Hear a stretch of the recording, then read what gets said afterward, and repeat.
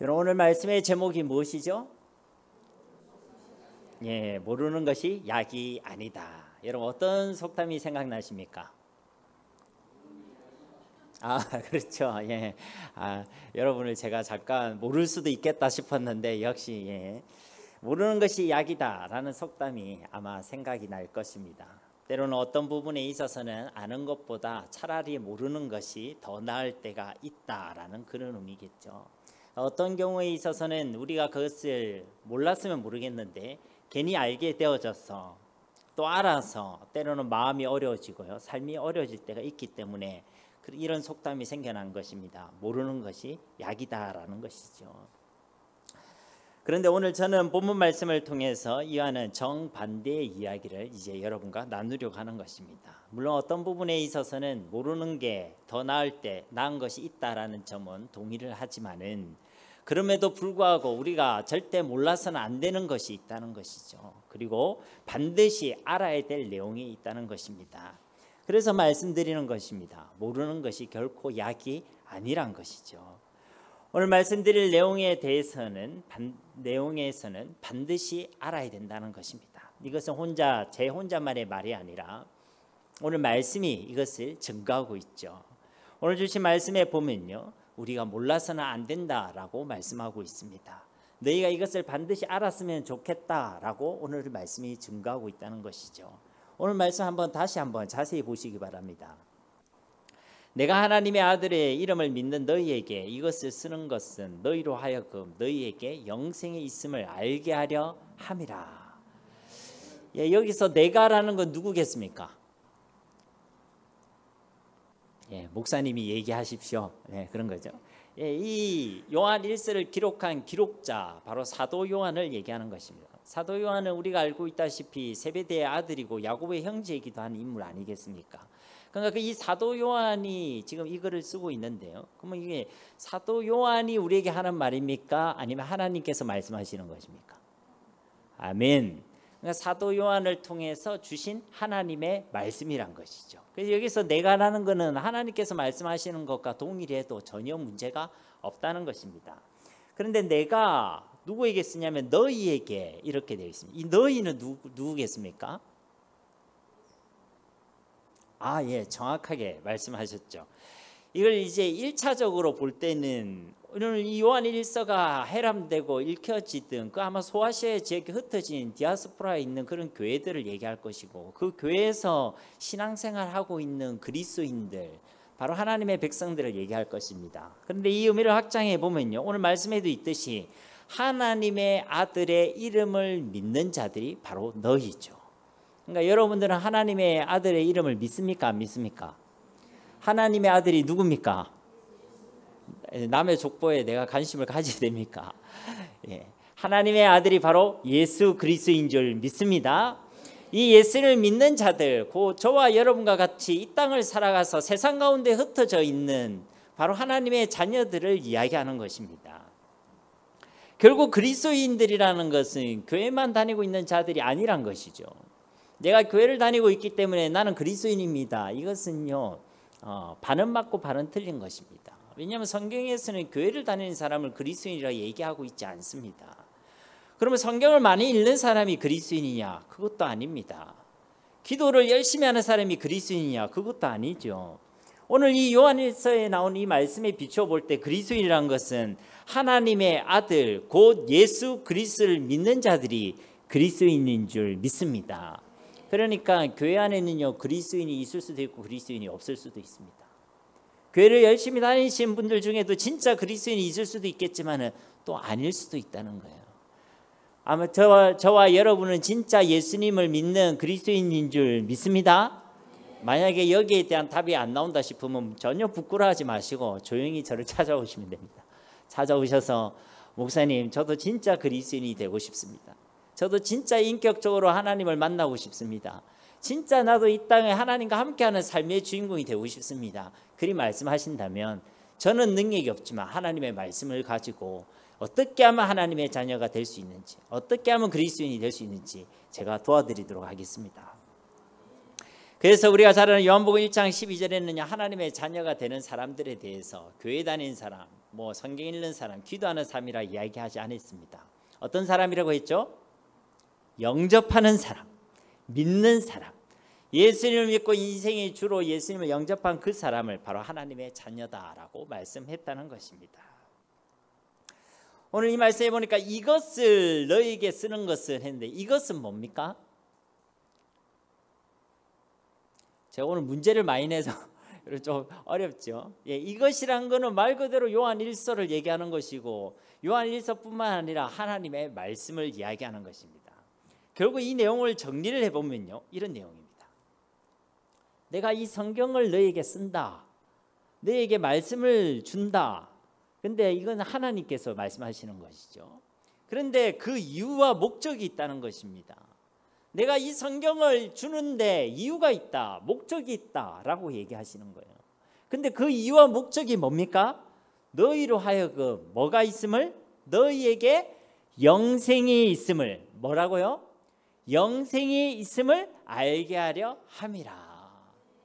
그러니까요, 여기에 지금 이 말씀을 우리에게 주시는 목적이 뭐냐면 너희가 알았으면 좋겠다.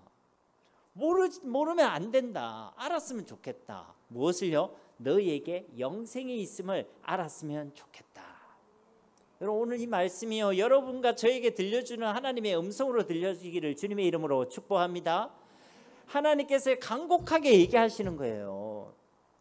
너희 좀 알았으면 좋겠다. 알았으면 좋겠다. 너희에게 영생이 있다는 거, 이것 좀 알았으면 좋겠다라고 말씀하고 계신다는 것입니다.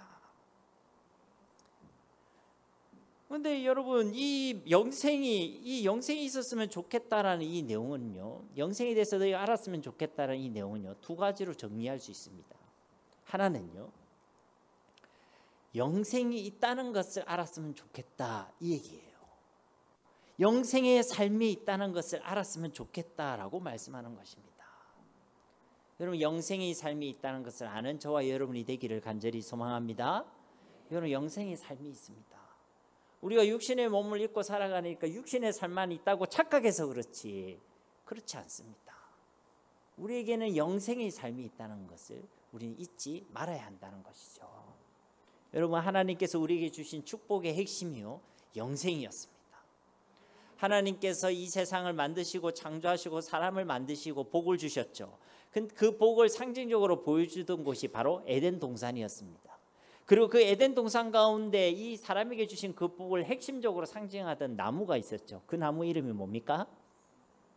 예, 사과나무 아닙니다. 생명나무입니다. 그리고 이 생명나무의 역할이요, 바로 영생이었습니다. 창세기 3장 22절에서 24절 말씀 우리 함께 보도록 하겠습니다. 자, 함께 봉독합니다.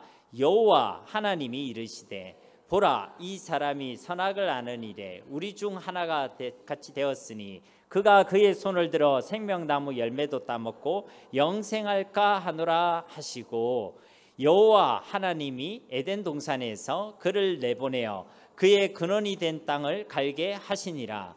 이같이 하나님이 그 사람을 쫓아내시고 에덴 동산 동쪽에 그룹들과 두루도는 불칼을 두어 생명나무의 길을 지키게 하시니라. 아멘. 그러니까 이 내용을 보면요, 이렇습니다. 처음 인간이요, 죄를 범했어요. 그래서 에덴 동산 동편으로 쫓겨나게 됐죠. 근데 쫓아내신 이유가 뭐냐면 동산 중앙에 있는 생명나무를 이들이 따먹고요, 영생할까 하노라, 이것이 우려되어져서 에덴 동산으로부터 쫓아냈다는 것입니다. 그리고 다시 그 에덴 동산에 다시 들어가서 생명나무 그 열매 맛도 못 보게 하기 위해서 그룹들, 천사들로 하여금 그 생명나무 길로 가는 길을 지키게 했다는 거죠. 불칼을 가지고. 그러니까 이 내용을 종합해 보면 에덴 동산에서 인류가 우리 인생들이 누릴 수 있는 복의 핵심에는 생명나무, 영생이라는 축복이 있었는데 죄로 인해서 그 영생의 축복을 잃어버리게 되었다는 것입니다. 하나님이 처음부터 주셨던 복의 내용도 영생이었고, 인류가 하나님을 떠나 죄로 인해서 하나님을 떠나 인류가 잃어버리게 된 축복의 핵심도 영생이었다는 것입니다. 그래서 하나님께서는 다시 이 영생의 축복을 회복시켜 주시기를 원하시는 것이죠. 그래서 여러분 잘 아는 성경 구절이 요한복음 3장 16절입니다. 이건 여러분 암송하실 수 있겠죠. 함께 우리 암송 또는 봉독해 보겠습니다. 하나님이 세상을 이처럼 사랑하사 독생자를 주셨으니 이는 그를 믿는 자마다 멸망치 않고 영생을 얻게 하려 하심이라. 아멘. 그러니까 이 내용을 보면요, 하나님께서 세상을 사랑하셔서 주시고자 하시는 것도 영생이고, 하나님께서 그래서 독생자를 보내신 이유도 영생이고, 하나님의 모든 관심은요, 우리에게 이 영생을 주시는 것과 우리가 이 영생을 누리는 것에 하나님 모든 관심이 집중되어 있다는 것을 우리는 성경 전체를 통해 알 수 있는 것입니다. 그럼 여러분 한번 물어봅시다. 하나님께서 우리가 그토록 알기를 또 받아 누리기를 원하시는 이 영생이 도대체 뭡니까?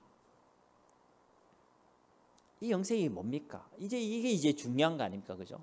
하나님께서 이렇게 우리가 알았으면 좋겠다 하시고, 우리가 받았으면 좋겠다 하시고, 이걸 너희가 누렸으면 좋겠다라고 말씀하시는 이 영생, 이제 중요하다는 건 우리가 함께 오케이 아닙니까? 그죠? 이 영생이 뭡니까, 여러분?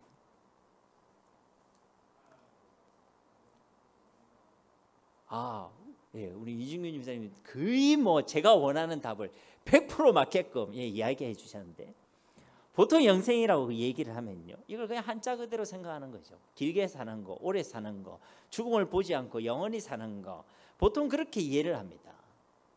여러분, 우리가요 그냥 이 땅을 오래오래 사는 거, 죽지 않고 사는 거, 이걸 진짜 복이라고 이야기할 수 있겠습니까, 여러분? 물론 어떤 이는요, 이 땅에서 오래 살기를 소망하는 사람들도 있습니다. 중국에 보면 진시황 황제 같은 사람이 그런 사람 아니겠습니까? 그는 불로불사하는 삶을 간절히 소원했던 인물입니다. 오래 살고 싶어 했죠. 그런데 만약 그 진시황의 형편이요 달랐다면 어땠겠습니까? 저 화려하고 뭔가 부족함이 없는 저 황궁이 아니라 빈민촌에서 진시황이 태어났다면 어땠을까요? 하루하루를 살아갈 것을 근심해야 되고, 내일이 오는 것을 불안해해야 했고, 오늘을 마무리할 수 있을지를 근심 걱정해야 되는 그런 삶을 살아갔다면 저 진시황이 내가 영원히 살려고 했을까요? 아마도 그러지 않았을 것입니다. 제가 예전에 섬기던 교회에는요 노인대학이라는 것이 있었습니다. 청춘대학 이런 것도 있고요. 노인대학이 있었죠. 그러면 주로 불신자 어르신들이요 교회라는 문턱을 넘어와서 문화 강좌를 즐깁니다. 그래서 그 시간에 배움도 얻고 체험도 하고, 그리고 우리의 목적은 뭡니까? 복음을 듣게끔 하는 거죠.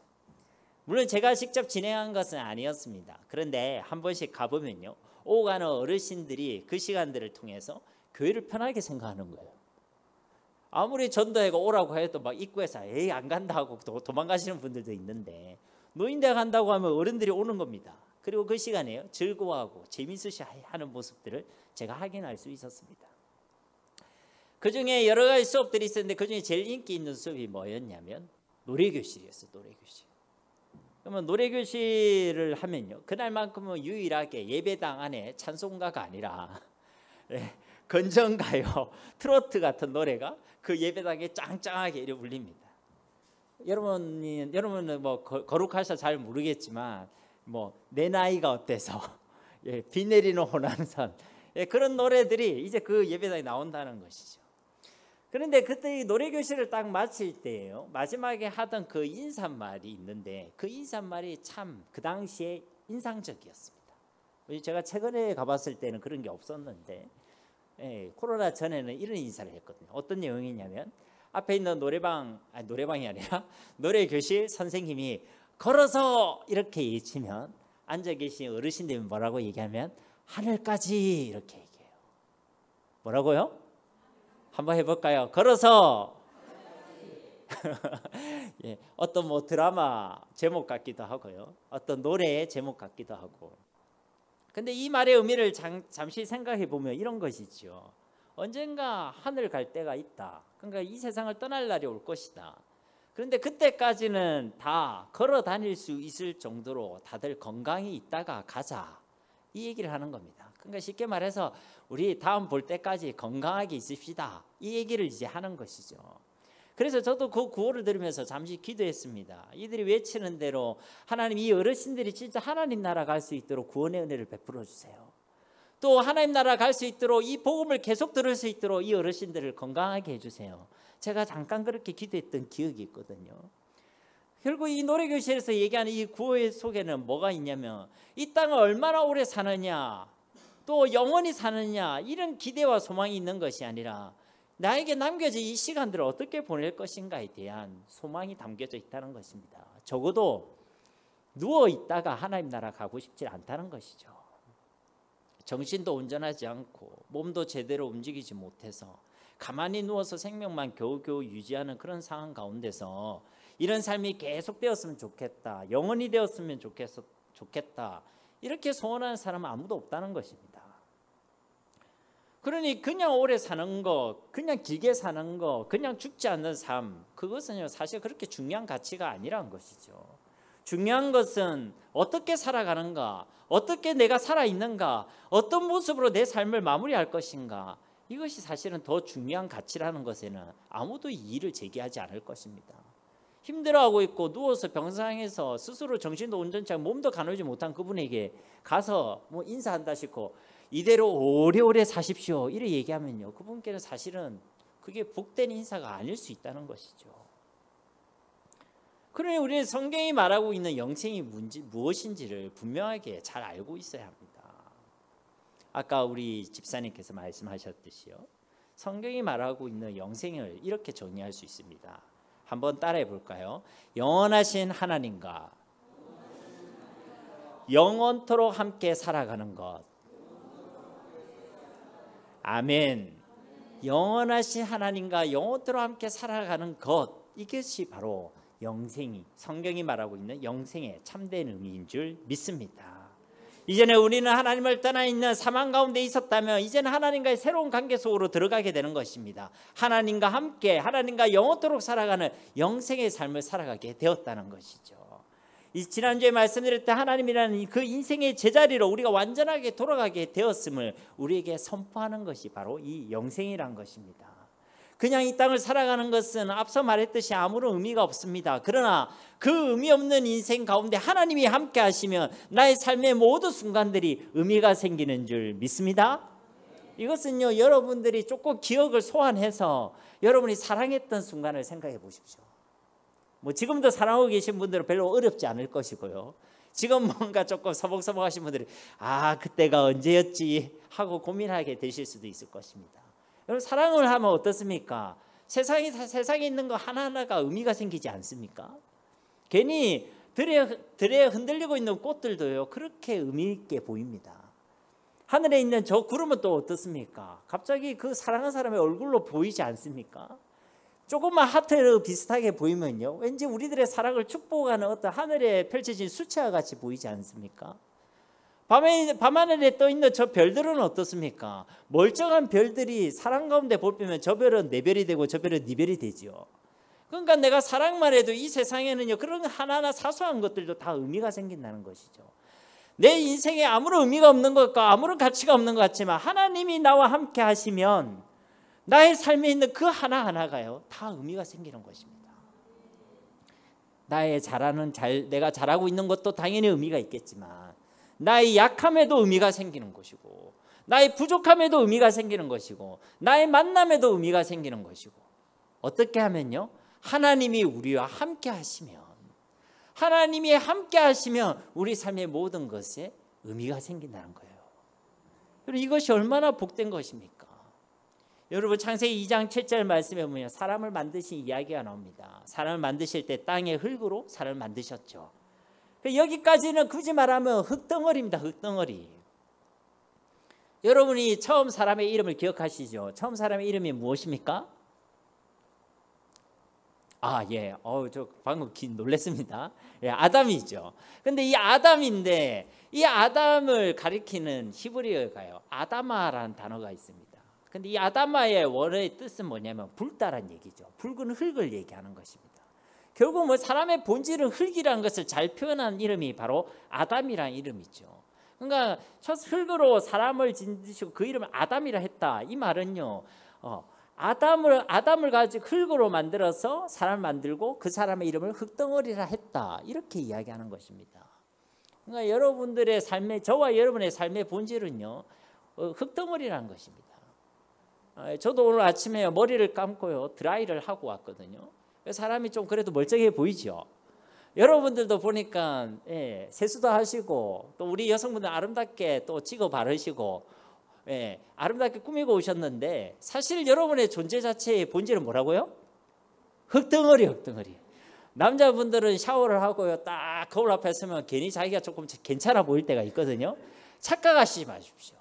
그냥 얘기하세요. 흙덩어리야. 너는 흙덩어리야. 그러니까 우리가 찬송을 할 때도요, 우리 뭐 티끌 같은 존재, 먼지 같은 존재, 이런 찬양을 하지 않습니까? 전혀 기분 나빠할 필요가 없습니다. 그게 우리 삶의 본질이에요. 우리 흙덩어리입니다, 흙덩어리. 그러니까 잘난 척할 필요도 없고 실망할 필요도 없어요. 그러니까 흙으로 사람을 만드셨는데요, 흙으로 사람만 만드셨습니까? 예, 짐승도 만들었어요, 짐승도. 그러니까 뱀이 범죄했을 때 하나님께서 뱀에게도 얘기하죠. 네가 흙으로 돌아갈 거다 얘기하시지 않습니까? 그러니까 이 짐승들도 흙으로 만들었거든요. 그러면 사람이나 짐승이나 사실 본질은 똑같은 거예요. 근데 사람의 차이는 무엇이죠? 그 코에 그렇죠, 생기를 불어넣으시니까 하나님의 숨이 그 인생 가운데 함께 있게 되니까 비로소 사람이 생명이 된지라, 살아있는 존재가 된지라. 인생이 정말 살아있다 얘기할 때는 그 속에 무엇이 있어야 된다고요? 하나님의 숨이 있을 때 비로소 그 인생이 살아있다라고 이야기할 수 있는 것입니다. 그러니 영생, 생명을 가졌다라는 것은 하나님이 우리 가운데 함께 계신다는 것을 의미하는 것이죠. 하나님이 함께 하시지 않을 때 우리 인생 그냥 흙덩어리예요. 그냥 먼지와 같은 아무런 의미가 없습니다. 그냥 제가 자주 사용하는 표현이지만 해가 떴기 때문에 하루를 시작하는 거예요. 해가 지면 그냥 잠을 자는 겁니다. 잠자면서 얘기하겠죠. 내일 해는 좀 늦게 떴으면 좋겠다. 그런데 어김없이 해는 그 시간에 뜨죠. 그게 또 하루를 시작하는 겁니다. 그냥 그게 반복되는 인생, 그것을 우리는 허무한 인생, 덧없는 인생이라고 얘기하는 것입니다. 흙덩어리 같은 우리 인생의 의미가 있으려면 하나님이 우리와 함께 하셔야 돼요. 그런데 하나님이 함께 하시면 글씨로 우리의 삶에는 모든 것이 의미가 생기는데, 놀랍게도 하나님이 영원토록 우리와 함께 하신다면 어떻겠습니까, 여러분? 우리의 모든 삶이 영원토록 의미가 있게 되는 줄로 믿습니다. 하나님이 영원토록 우리와 함께 하시는 그 약속의 이름이 예수 그리스도입니다. 여러분, 창세기 5장에 보면요, 아주 은혜스러운 말씀이 나옵니다. 창세기를 읽다가요, 처음부터 이제 다 은혜스럽게 읽다가 제일 처음 딱 부딪히는 장이 어디냐면 창세기 5장이거든요. 창세기 5장만 넘기면 6장, 7장, 8장은 잘 읽을 수 있습니다. 근데 5장에서 무너지면요, 금방 이제 뒤가 힘들어지거든요. 왜 그러냐면 5장의 내용이 우리가 잘 알고 있는 노아의 족보 이야기입니다. 흔히 노아의 계보라고 얘기하죠. 계속 보고 있으면요, 눈이 어지럽습니다. 왜냐하면 이름도 우리한테 안 익숙하고요, 익숙하지 않는 그 이름에 대해서 설명할 때 똑같은 패턴으로 이야기를 하거든요. 누가 누구를 낳았고 몇 년을 지내 살다가 몇 세에 죽었더라. 누가 누구를 낳고 몇 년을 지내고 살다가 몇 세에 죽었더라. 그 반복되는 얘기들이요, 이 창세기 5장에 제일 많이 나온 이야기입니다. 그런데 여러분 아십니까? 우리의 인생을요, 정말 단순화시켜 보면 딱 이렇습니다. 출생이 있고요, 삶이 있습니다. 그리고 죽음이 있죠. 누구를 낳았느냐, 몇 년을 어떻게 살았느냐, 어떻게 죽었느냐, 그 차이만 있을 뿐 사실 모든 생애는 이 패턴에서 벗어날 수가 없다는 것입니다. 그러니 어떤 사람의 인생이 참 허무하게 느껴질 수 있는 것이죠. 태어나고 살다가 죽더라. 우리 인생을 요약하면 그렇습니다. 뭐라고요? 태어나고 살다가 죽더라. 그러니 인생이 의미가 없게 느껴질 수 있겠죠. 그런데 이 창세기 5장 말씀을요, 자세히 보시면요, 이 패턴에서 벗어난 한 인물이 나옵니다. 그 인물을 혹시 여러분 아십니까? 하나, 둘, 셋. 예, 역시 장로님 다르시네요. 에녹이죠, 에녹. 이 패턴에서 벗어난 한 인물이 등장하죠. 바로 에녹입니다. 그에 대한 성경의 기술은 이렇습니다. 우리 창세기 5장 21절에서 24절 말씀 우리 함께 보겠습니다. 에녹은 65세에 무드셀라를 낳았고, 무드셀라를 낳은 후 300년을 하나님과 동행하며 자녀들을 낳았으며, 그는 365세를 살았더라. 에녹이 하나님과 동행하더니 하나님이 그를 데려가심으로 세상에 있지 아니하였더라. 아멘. 그 에녹만큼은 뭐라고 되어 있냐면 태어나고 살다가 죽었더라 이런 얘기가 아니라 그거는 다른 삶을 살았다는 것이죠. 태어나기는 똑같이 태어났습니다. 그런데요, 그의 삶이 달랐습니다. 그의 마지막도 달랐습니다. 이 땅에서의 그의 삶은 그냥 이 땅을 살아간 것이 아니죠. 300년을 하나님과 동행하였습니다. 삶의 내용이 달랐다는 겁니다, 여러분. 그의 인생의 마지막도 그냥 죽었더라라고 되어 있지 않죠. 그를 하나님께서 데려가셨습니다. 다른 모든 인생과 똑같이 이 세상에 태어났지만은 그 삶의 내용도 달랐고 그 삶의 결국도 다른 삶을 그가 살아갔다라고 이 창세기 5장 말씀 우리에게 증언하고 있는 것이죠. 그래서 저는 창세기 5장을 읽을 때마다 나의 삶의 가치가 어디로부터 기인되는 것인지를 다시 한번 점검하게 됩니다.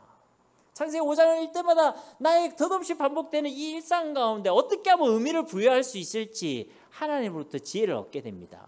그것은 무엇입니까? 하나님이 우리와 함께 하실 때, 하나님이 우리와 동행하더니, 에녹이 그 하나님과 동행하였더니, 이게 바로 우리 삶의 핵심이란 것입니다. 여러분, 이게 바로 영생의 복입니다. 에녹은요, 이 영생의 복을 알고 누렸던 사람인 것이죠. 그래서 그의 삶은 특별하다라고 기록하고 있는 것입니다. 그의 삶에는 진짜 의미가 있다라고 이야기하고 있는 것이죠. 사랑하는 성도님 여러분, 진짜 영생의 삶이 있습니다. 안 믿는 사람들이야 그렇다 치더라도요, 믿는 우리가 이 영생의 삶을 알지 못하고 누리지 못한다면 이 얼마나 안타까운 일이겠습니까? 그래서 하나님께서는요, 이 영생의 삶이 있다는 것을 우리가 분명히 알기를 소원하고 계시는 것이죠. 그래야 우리가요, 똑같은 삶을 살아가지 않습니다. 제가 제일 처음에 예수님을 믿고 고민했던 것 중 하나가, 예수님 믿기 전이나 예수님 믿고 난 후나 큰 차이가 없다, 제가 그렇게 느끼고 있는 거예요. 물론 예배를 드리고 기도를 하고 물론 말씀을 읽고 하는 건 좋은데, 때로는 어릴 때 수련회를 가보면 막 가슴에 뜨거움도 느껴서 참 좋은데, 가만 생각해 보니까 제가 뭐 감동적인 영화를 봐도요, 막 눈물 흘리면서 보고 있더라고요. 수련회 가서 막 기뻐서 때로는 막 이 지면에서 한 1m 가까이 제가 점프를 하거든요. 점프를 하면서 막 찬양하는 거 너무 좋은데, 때로는 제가요 그냥 재밌는 프로를 보면서 그 막 더 즐겁게 막 배꼽 빠지라고 웃고 있는 거예요. 도대체 예수님 믿는 거, 그리고 예수님 믿기 전과 뭐가 달라졌을지 한동안 이게 고민이었습니다. 여전히 제 유혹 앞에서 저는 너무나 약하고요, 여전히 어려움과 문제들이 오면요, 그 속에서 막 사시나무 들듯이 막 두려워하고요. 그래서 제가 한동안 갈등하는데 제 삶을 이렇게 한번 돌아봤거든요. 돌아봤는데요, 놀라운 순간들이 있다는 것을 제가 발견할 수 있었습니다. 그 놀라운 순간이란 건 다른 것이 아니라, 환경과 상황은 어떻게 볼 때 기뻐할 이유가 없고 감사할 이유가 없고 즐거워할 이유가 없는데요, 그런 환경과 상황 속에서 여전히 제가 기쁨을 고백했던 순간들이 틀림없이 있더라고요.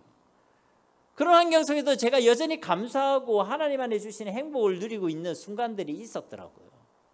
그래서요, 그때를 제가 한번 다 소환을 해봤습니다. 소환을 해봐서 어떻게 이럴 수 있었을까? 아무리 생각해도 내가 할 수 없는 일인데 이걸 어떻게 이럴 수 있었을까? 그런데 그때 공통점이 있더라고요. 어떤 공통점이 있냐면, 그때마다 제가 제 속에 하나님이 함께 계시는 것을 확신하고 있었습니다. 하나님이 나와 함께 계신 걸 내가 확신하는 순간, 내가 이전에 살지 못하고 살아낼 수 없는 삶을 제가 살아내었고 살아낼 수 있게 되었다는 것입니다. 그러니 예수님이 내 속에 계시고 영원하신 하나님이 나와 함께 계신다는 건, 하나님이 예수를 믿는 순간 우리에게 주신 분명한 축복이지만, 우리가 만약 이것을 모른다면, 알지 못한다면, 우리는 예수님 믿고도 예수님 믿기 전이랑 아마 비슷한 삶을, 아마 그의 유사한 삶을 살아가고 있을 가능성이 매우 높습니다. 그래서 이야기할 수가 없어요. 예수 믿으면 진짜 행복하다. 예수님 믿으면 진짜 우리 삶 가운데 평안이 있다. 예수님 믿으면 세상이 줄 수 없는 그 평안과 기쁨을 누리게 된다. 이것을 이야기할 수가 없다는 겁니다. 그러니 바라고 원하옵기는, 저와 여러분 모두가 진짜 이 영생의 삶이 있음을 알고 깨닫고 이것을 누리기를 주님의 이름으로 축복합니다. 이 영생의 삶은요, 아무나 가질 수 있는 것이 아니에요. 오늘 말씀해 보면 바로 이 영생의 삶은 하나님의 아들 예수 그리스도를 믿는 너희에게 영생이 있다라고 말씀하십니다. 예수님을 구주로 믿는 그 사람에게만 하나님께서는 이 영생의 축복을 주시는 줄로 믿습니다. 여러분이 예수님을 진짜 내 인생의 왕으로 주인으로 여러분이 딱 마음에 모시고 영접하면 글씨로 하나님께서는 이 영생의 축복을 우리에게 주신다는 것입니다. 하나님이 함께 하시는 약속의 이름은 예수 그리스도밖에 없습니다. 예수님의 또 다른 이름이 무엇입니까? 임마누엘이죠. 이거는 세 개로 읽을 수 있습니다. 임마누엘이죠. 바로 하나님이 우리와 함께 계신다. 그러니까 하나님이 함께 하시는 그 이름의 핵심은요, 바로 예수 그리스도입니다. 이 예수 그리스도가 나와 함께 하심을 알고 예수 그리스도를 통해서 내게 하나님께서 이 영생의 축복을 주셨다는 것을 아는 사람은요, 이걸 누릴 수가 있습니다. 그런데 이것을 방해하는 존재가 있죠. 바로 우리 원수 마귀입니다. 그래서 마귀는요, 계속 방해합니다. 아니 그러고도 네가 하나님의 자녀야? 네 속에 영생이 있어? 하나님이 함께 하신다고 네가 말할 수 있어? 계속 흔드는 거예요. 예전에 저희 애들이요, 지금은 이제 고등학생, 중학생이 되었지만은 얘네들도 지금보다 더 귀여웠던 순간들이 있었겠죠? 제가 늘 얘기하지만 저희 애들은 저를 닮아서 많이 귀엽습니다. 네. 그런데요, 이 애들이요, 이제 초등학교 때요, 수련회를 간다고 이제 짐을 다 이렇게 싸는 걸 도와주다가 짐 다 싸고 이제 그 수련회 장소로 이동하기 전에요, 제 마음속에 갑자기 감동이 딱 들어서, 내가 아빠인데 이 아이들을 위해서 축복 기도를 해줘야 되겠다. 수련회 가려고 하니까 이 아이들을 왜 축복 기도 해주겠다, 이 생각이 든 거예요. 그래서요, 이 아이들 세치를 딱 앉아놓고요, 축복 기도를 다 하고 끝났는데 기도 가운데 제 마음속에 감동이 있는 거예요. 어떤 감동이 있냐면, 아마 큰애가 6학년, 그 다음에 이제 쌍둥이들이 4학년이었을 때로 기억하는데요, 이 아이들이 진짜 자기 속에 이 영생이 있다는 거 알고 있을까? 갑자기 그 생각이 들었습니다. 이 아이들의 마음속에 진짜 자기가 예수님이 함께 계신다는 것을 알고 있을까? 제가 뭐 부단히 얘기했겠지만 갑자기 그걸 점검하고 싶은 마음이 든 거예요. 그래서 이제 두렵고 떨리는 마음으로 이 아이들에게 물어봤습니다. 큰애에게 이제 물어봤죠. 다윗, 네 마음속에 예수님 계시는 거 알겠어? 그리고 둘째, 셋째에게도 똑같이 물었습니다. 주하나, 주찬아, 네 마음속에 예수님이 함께 계시는 거 알겠어? 이게 왜 제가 두렵고 떨리는 마음으로 얘기했냐면, 혹시 없다고 할까 봐. 그러면요, 정말 막 그 자리에서 제가 울 것 같았거든요. 그래서 아이들한테 물었는데 그 아이 중에 제 기억에 2명은요, 아빠 내 마음속에 예수님 계셔. 반대입니다. 1명은요, 예수님 내 마음속에 계셔. 그리고 2명은요, 잘 모르겠다 얘기하는 거예요. 그래서 제가 가슴이 갑자기 덜컥 이랬어요. 지금 수련회가 문제가 아니구나. 그래서 이 아이들에게 다시 복음을 전했습니다. 복음을 전하고 예수님을 영접했죠. 그래 이 아이들이 예수님 어디 계시니까, 아빠 내 마음속에 있지, 내 마음속에 있지. 근데 이 아이들이 그 이후로 안 흔들렸을까요? 흔들렸을까요?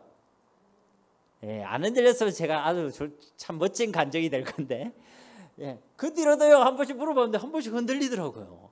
그래서 제가 물어봤어요. 왜 흔들리냐? 왜 흔들리냐? 그러니까 이제 하는 얘기가 뭐냐면, 아빠 내가 너무 죄가 많아요. 아빠 말, 엄마 말 안 들은 것도 많고요. 내 마음속에 나쁜 마음도 있어요. 이 얘기를 이제 하는 거예요. 그래서 제가 든 생각이 뭐냐면, 제 어릴 때 기억이 나더라고요. 부끄러운 얘기지만 저는요, 어릴 때 청소년기에 예수님 영접 기도를요 20번 이상 했습니다. 자, 20번 이상 해야지 예수님 마음에 들어오실까요? 한 번만 해도 들어오실까요? 아멘. 한 번만 해도 됩니다. 그러니까 제가 20번 했다는 건 전혀 참조하실 필요가 없습니다. 제가 무질했다는 것이거든요. 왜 제가 20번씩 영접을 했냐면요, 예수 영접했는데 제 삶이 계속 안 바뀌더라고요. 아니 생명이 있으면 생명의 증거가 나타나 있는데 제 삶이 계속 안 바뀌어서 이게 혹시 뭐가 잘못된 거 아닌가 싶어 불안한 마음에, 그 예수님 영접기도 하는 순간에도 제 속에 예수님 계신다는 걸 제가 알고 있었거든요. 근데 불안한 마음에, 혹시나 싶은 마음에 예수님을 제 마음속에 계속 모셨어요. 예수님 들어오세요. 제발 좀 들어오세요. 나 하나님께 기쁨이 되고 싶습니다. 나 하나님께 기쁨이 되고 싶습니다. 그때 기억이 제가 나는 거예요. 여러분, 우리가 죄를 지을 때가 있죠. 우리가 실패할 때가 있죠. 넘어질 때가 있습니다. 우리가 끝까지 승리했으면 좋겠지만요, 내 마음에 사랑이 아니라 미움의 마음이 생길 때도 있습니다. 때로는 말씀을 택해야 되지만은 내가 연약한 거로 말씀이 아니라 세상을 택하는 그런 순간이 있을 수도 있어요. 잘했다는 거 아닙니다. 그럴 때가 있다는 것이죠. 근데 여러분 한번 물어봅시다. 우리 아이들이요, 참 착한 편이지만 쟤네들도 제 속을 섞일 때가 있을까요, 없을까요? 네, 있죠. 그거 어떻게 아세요? 그러니까요, 얘네들 잘못할 때가 있죠. 지나치게 얘기를 하자면 얘네들 정말 나쁜 짓을 할 때도 있고, 때로는 어떻게 치면 우리 자녀들이 집을 나갈 때도 있을 수 있겠죠. 그런데 그러면요, 이 아이가 내 속을 정말로 속이면 우리가 어디까지 얘기하냐면, 너 이런 식으로 하면 호적에서 판다, 이런 얘기도 요즘은 안 하지만 옛날에 그런 이야기도 있었습니다. 그래서 진짜 예를 들자면 얘가 정말 속을 섞였어요. 그래서 내가 얘를요, 호적에서 예를 들어 진짜 팠다고 칩시다. 그러면 여기서 질문을 드리겠습니다. 그러면 이 아이는 내 자녀가 아닙니까? 그렇죠. 법적으로는 호적에서 팠어가 달랐는지 모르겠지만 이 아이의 세포와 DNA와 얘의 삶의 습관과 모습 속에는요, 여전히 얘기하고 있는 거예요. 나는 당신의 자녀입니다 라고 얘기하고 있는 거예요. 이거는요, 하나님과의 관계에서도 똑같은 것입니다. 우리가 실패할 때 있을 수 있겠죠. 그러나 실패했을지라도 실패한 하나님의 자녀. 때로는 내가 죄를 지을 수 있겠죠. 그렇지만 변하지 않는 건 죄를 지은 하나님의 자녀. 때로는 교회라는 이 신앙 공동체에서 멀리 도망갈 수도 있겠죠. 그렇지만 도망간 하나님의 자녀. 탕자의 비유도 그 얘기 아닙니까? 그죠? 변하지 않는 건 뭐가 변하지 않습니까? 하나님의 자녀란 것은 변하지 않는 줄로 믿습니다. 여러분, 이게 바로 우리에게 주신 구원의 은혜입니다. 놀라운 은혜인 것이죠. 이 얘기를 듣고 감사하고 기뻐한 사람은 성령이 그 속에 계신 분이고, 그럼 이제 내 마음대로 살면 되겠네 하시는 분은 다시 자신을 점검해 보시기 바랍니다. 절대 성령님이 계신 분은 그렇게 생각할 수가 없습니다. 그러니까요, 우리에게 베푸신 이 하나님의 사랑은 이렇게 놀랍고 영원한 것이죠. 마귀는 이걸 계속 흔드는 겁니다. 그러면요, 영생이 있는지 없는지 그게 갈등하고 있는데 무슨 그 영생의 비밀을 누릴 수 있겠습니까? 우리의 신앙을요, 마귀는 계속 방해합니다. 생명에는 힘이 있거든요. 생명이 심겨졌다는 것은요, 죽은 씨앗은 아무리 땅에 묻어도 아무 일도 일어나지 않지만, 똑같이 생긴 씨앗인 것 같지만 생명이 있는 씨앗은요, 그 땅에 딱 묻었을 때 썩어졌어요. 다시 싹을 틔우고, 또 그 싹을 틔운 그 싹을 통해서요, 자라고 또 열매 맺는 그런 모습으로 자라게 된다는 것입니다. 차이는요, 생명이 있다 없다 그 차이일 것이거든요. 근데 그 결과는 완전히 다르다는 것입니다. 그러니까 생명이 있으면요, 그 증거가 나타나게 되어 있습니다. 우리가 하나님의 자녀가 되었다라고 얘기하시는 게 아니라 하나님의 자녀가 되는 권세를 주었다라고 얘기하지 않습니까? 그러니까 이 영적인 비밀을 알고 누리는 자들이 진짜 복 있는 사람인 줄 믿습니다. 하나님 우리에게 복을 주시고 권세를 주셨다는 거예요. 하나님이 우리와 함께 계십니다. 요한일서 5장 11절 12절 말씀 보면요, 또 증거는 이것이니 하나님이 우리에게 영생을 주신 것과 이 생명이 그의 아들 안에 있는 그것이니라. 아들이 있는 자에게는 생명이 있고 하나님의 아들이 없는 자에게는 생명이 없느니라. 그래, 우리에게 생명을 주셨다는 그 말은요, 생명과 함께 예수 그리스도와 우리가 함께 계신다는 것입니다. 여러분 마음속에 다 여러분이 생각해야 되는 거죠. 알고 있어야 되는 겁니다. 내 속에 천지 만물을 창조하신 하나님이 우리와 함께 계시는구나. 여러분 꼭 하나님 없는 것처럼 살아가지 마시고 하나님이 나와 항상 함께 계심을 알고 믿고 누리는 삶을 살아가시기를 주님의 이름으로 축복합니다. 그리고 이 하나님이요, 우리를 인도하십니다. 시편 48편 14절에 보면요, 이 하나님이 영원히 우리 하나님이시니 그가 우리를 죽을 때까지 인도하시리로다. 아멘. 그러니까 이 말씀을 읽을 때 이 시편 기록자가 얼마나 하나님이 우리가 인도하시는 것들을 강조하고 싶었으면 우리를 죽을 때까지 인도하신다. 여러분 이제 우리의 삶은 완전히 보장된 줄로 믿습니다. 우리의 삶을 하나님께서 죽을 때까지 인도하시고, 천국에서는 그 인도가 필요해요, 안 필요해요? 천국에서는 그냥 하나님과 함께 있는데요. 그러니까 우리의 삶은 완전히 보장되었다는 것이죠. 또 우리가 기도하면 하나님께서 응답해 주시는 것입니다. 우리가 요한복음 14장 13절 14절 말씀 우리 함께 봉독하겠습니다. 너희가 내 이름으로 무엇을 구하든지 내가 행하리니 이는 아버지로 하여금 아들로 말미암아 영광을 받으시게 하려 함이라. 내 이름으로 무엇이든지 내게 구하면 내가 행하리라. 아멘. 사실 이 말씀은요 14절 이 말씀만 제가 읽어도 되거든요. 근데 왜 제가 13절을 같이 읽었냐면 보통 이 13절 말씀을 가지고 기도를 도깨비 방망이처럼 생각하시는 분이 있거든요. 내 이름으로 구하면 무엇이든지 구하면 내가 행하리라. 이것만 기억하는 거예요. 아, 내가 무엇이든지 구하면 하나님 다 응답해 주시는구나. 그래서 제가 이 13절을 일부러 읽은 것입니다. 그 기도의 응답의 목적이 뭐냐면 하나님의 영광입니다. 그러니까 여러분이 무엇을 구한다고 하나님 다 응답하시는 게 아니에요. 야고보서 1장 말씀처럼 응답하지 않는 이유는 네 정욕대로 쓰기 위해서고 잘못 구했기 때문이라고 말씀하시는 게 바로 이 이유 때문에 그런 것입니다. 그러니까 그 기도의 내용과 그 기도의 응답이 하나님 영광과 관계되어 있을 때에 우리가 무엇을 구하든지 하나님께서 응답해 주실 줄로 믿습니다. 또 하나님의 자녀들에게는요 복음을 증거하는 권세를 주셨죠. 아니, 복음을 증거하는 게 왜 권세입니까? 그 힘든 것 같은데 왜 복음을 증거하는 게 권세입니까? 복음이 증거되는 곳에 성령 하나님이 역사하십니다.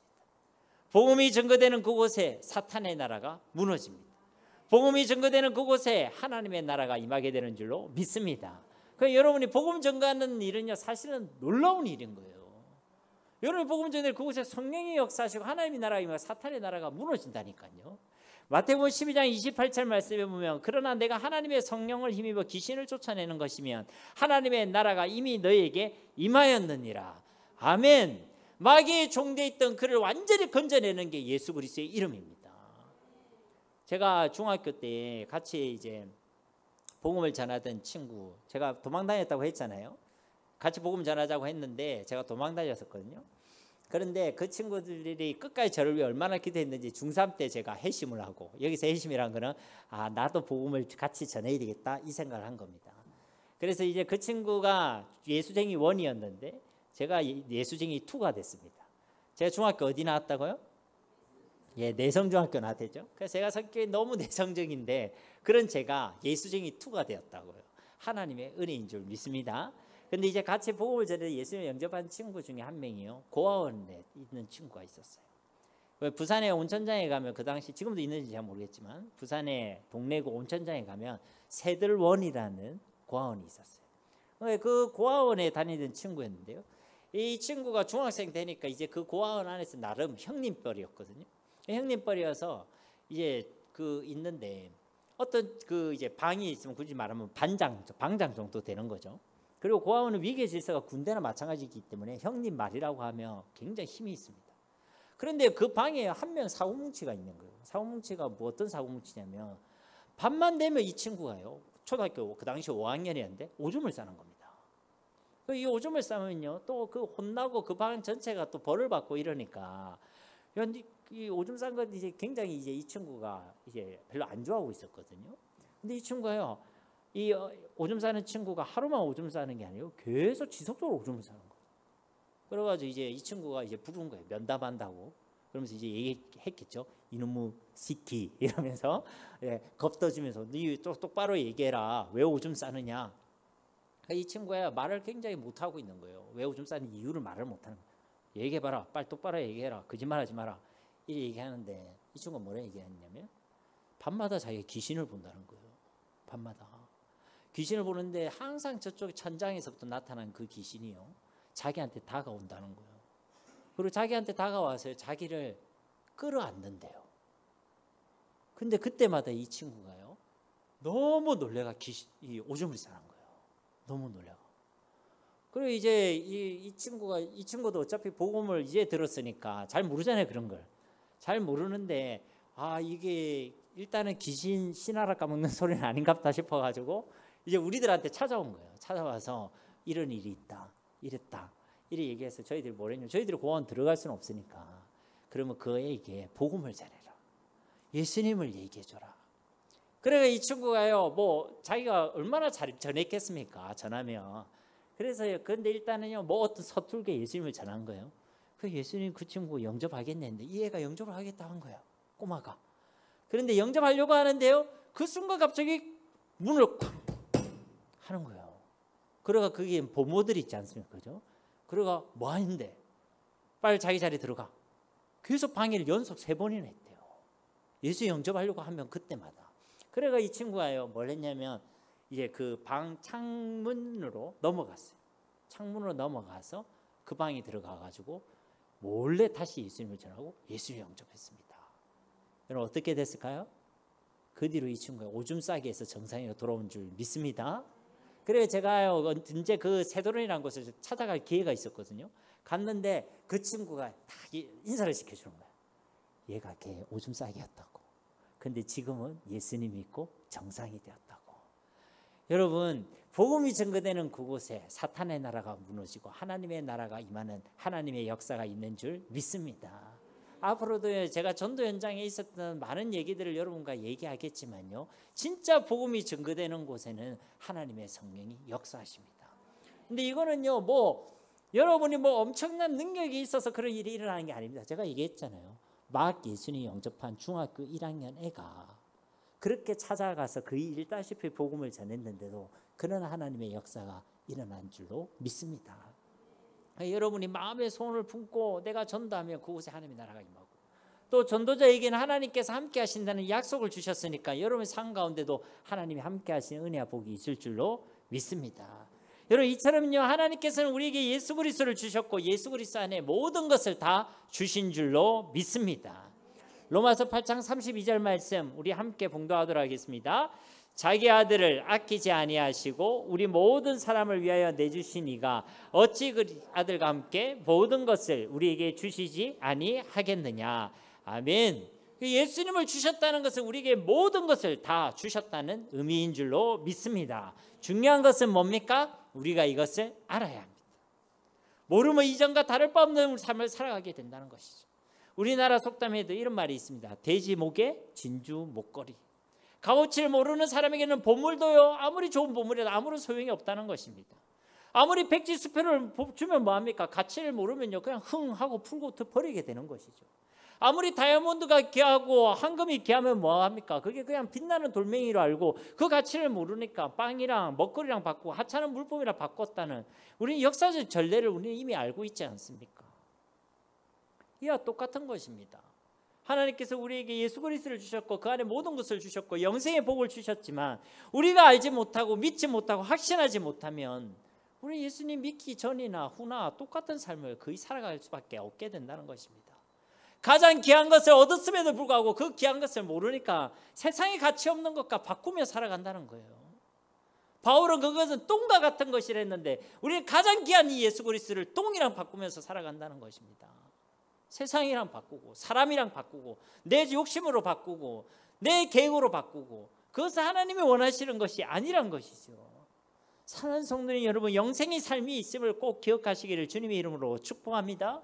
영생의 축복이 우리 가운데 주어졌음을, 영원하신 하나님이 우리와 영원토록 함께 계심을 꼭 아는 자가, 그리고 이것을 확신하는 믿음으로 살아가는 자가 되어야 할 줄 믿습니다.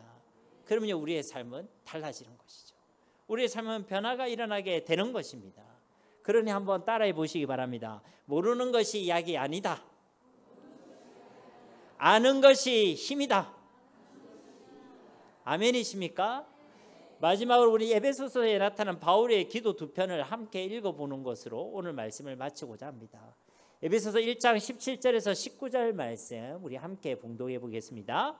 우리 주 예수 그리스도의 하나님 영광의 아버지께서 지혜와 계시의 영을 너희에게 주사 하나님을 알게 하시고 너희 마음의 눈을 밝히사 그의 부르심의 소망이 무엇이며 성도 안에서 그 기업의 영광이 풍성함이 무엇이며 그의 힘의 위력으로 역사하심을 따라 믿는 우리에게 베푸신 능력의 지극히 크심의 어떠한 것을 너희로 알게 하시기를 구하노라.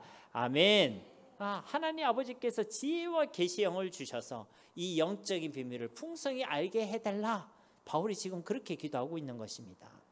하나 더요. 에베소 3장 18절 19절 말씀 함께 봉독합니다. 능히 모든 성도와 함께 지식에 넘치는 그리스도의 사랑을 알고 그 너비와 길이와 높이와 깊이가 어떠함을 깨달아 하나님의 모든 충만한 것으로 너희에게 충만하시기를 구하노라. 아멘.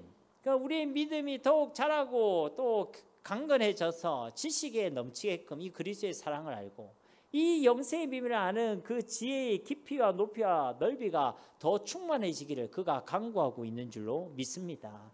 여러분, 이것이 우리의 간절한 소원, 기도의 제목이 되어야 한다는 것입니다.